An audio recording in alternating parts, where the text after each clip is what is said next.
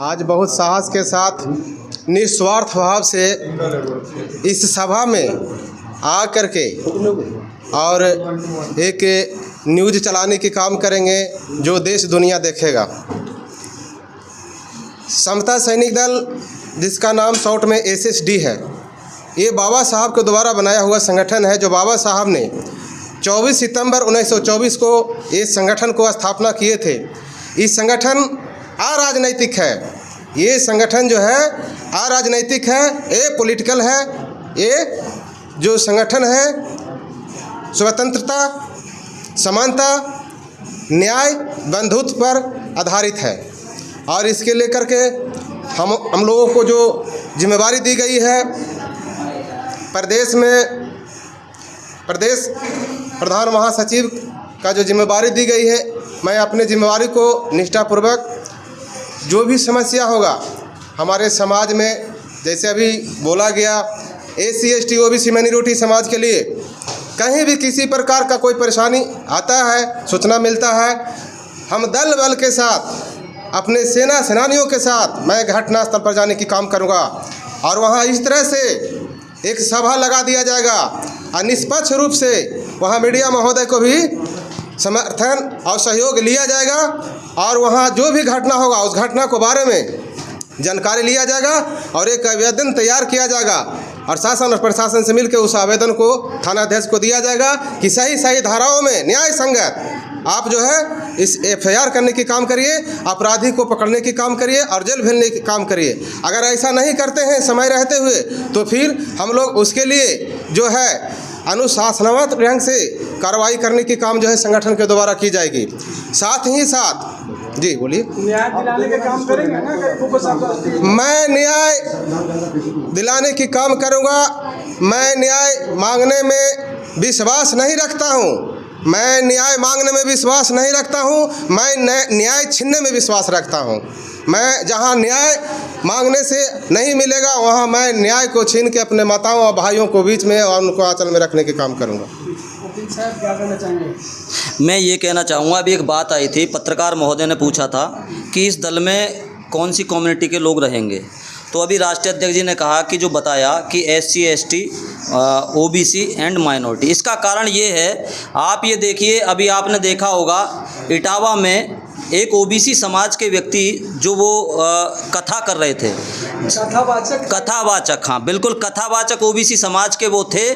उन्होंने उनके साथ जो मनुवादी हैं, जो जातिवादी प्रथा के लोग हैं, जो आज भी मनु के विधान को मानने वाले लोग हैं, भारत के संविधान को नहीं मानते, ऐसे लोगों ने जो OBC समाज के कथावाचक थे उनके बाल उतरवाने का काम किया, उन पे एक महिला का पेशाब छिड़कने का काम किया।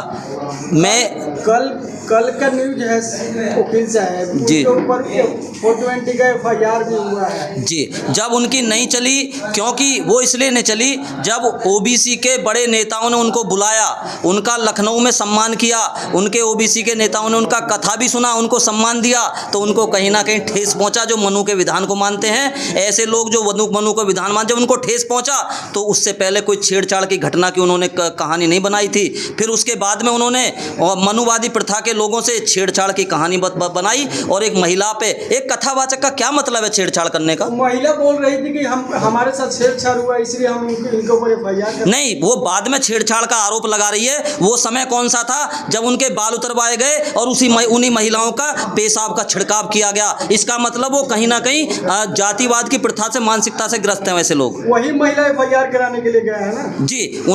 ये मुझे कन्फर्म नहीं है, लेकिन जो भी महिला गई है, लेकिन वो मेरा मतलब ये है कि जब पेशाब छिड़कवाया गया तो महिला ही तो थी वहाँ पर, तो वहाँ उस समय छेड़छाड़ का आरोप क्यों नहीं लगाया गया? छेड़छाड़ का आरोप जो लगाया गया वो बाद में 4 दिन बाद लगाया गया है। तो कहीं ना कहीं एक कहानी रची गई है उनको जेल भिजवाने के लिए, OBC समाज पे, मूल निवासी समाज पे अत्याचार करने के लिए, उनको दंड देने के लिए। जब नेता आते हैं तो वोट मांगते हैं, जब मंदिरों में OBC समाज के लोग जाते हैं तो उनको अछूत बता दिया जाता है।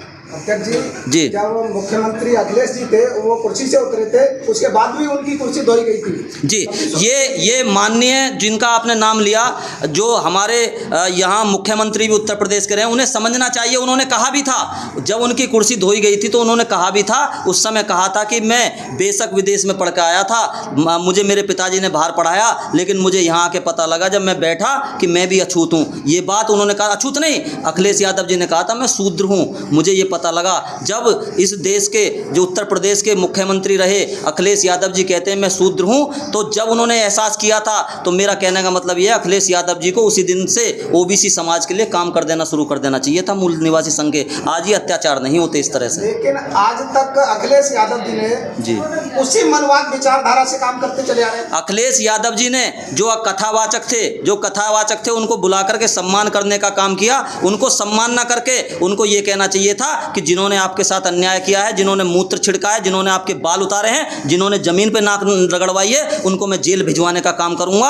अगर वो ऐसा कहते तो फिर कहीं ना कहीं ओबीसी समाज को सम्मान मिलता। पैसे से सम्मान नहीं मिलता, पैसे से क्या ओबीसी समाज अखिलेश यादव के साथ रहेगा?